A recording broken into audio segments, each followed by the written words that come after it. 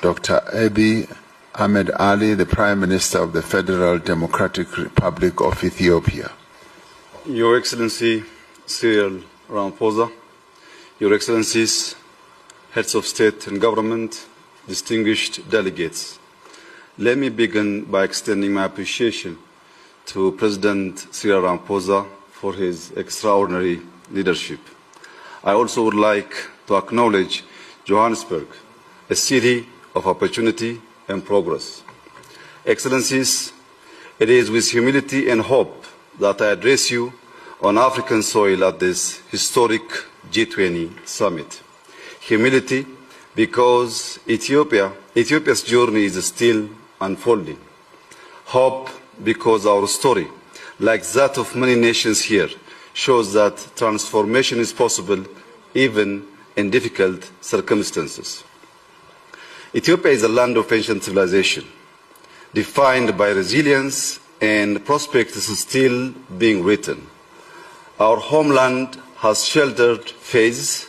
Our people have built lasting societies. From this legacy comes Maddamar, a philosophy of unity in diversity, of synergetic collaboration that multiplies potential and of progress shared by all. Guided by this spirit, Ethiopia is moving toward inclusive growth. Our cities are becoming hubs of innovation. Industrial parks reshape economies. Farmers use tools their parents could never imagine. Young entrepreneurs are building businesses that were impossible to dream of a generation ago. For too long, countries like ours have been labeled fragile or poor. Yet our story is a quiet revolution of bold actions rewriting what is possible. Because growth is the achievement of people who refuse to be left behind. In Ethiopia, we have learned that inclusivity is not charity, it is efficiency. When every farmer, entrepreneur, and innovator shares in progress, the economy becomes self-sustaining. Our journey has been tested by drought, conflict, and global shocks. Yet from those tests emerges transformative renewal.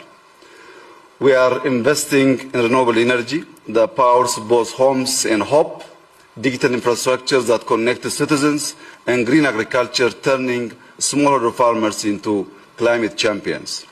Excellencies, we're not here to speak of despair. We're here to speak of possibility and of shared responsibility. In that spirit, let me highlight three priorities. First, debt. Ethiopia has engaged actively with the G20 Common Framework to unlock resources. Debt relief must translate into investments that empower people and secure the future, including educated children, modern hospitals, and resilient infrastructure. Second, climate. Through our Green Legacy Initiative, Ethiopians have planted over 48 billion seedlings, restoring soils, watersheds, and hope ecological restoration must become the new global investment landscapes, supported by debt for climate swaps and green value chains that reward nature and communities. Third, energy and digital transformation. The Grand Ethiopia Renaissance Dam symbolizes Africa's renewable ambition. We are expanding into solar, wind, geothermal, and nuclear power, and we envision an Africa energy network that drives industrialization while achieving net zero emissions. Through Digital Ethiopia, we have liberalized telecom, expanded broadband, and advanced digital finance. By 2030, we aim to complete our national digital public infrastructure, integrating IDs, payments, and data platforms to serve citizens. For Ethiopia, artificial intelligence is a tool for inclusion, helping predict droughts, diagnose diseases, and support local language, ensuring technology works for all.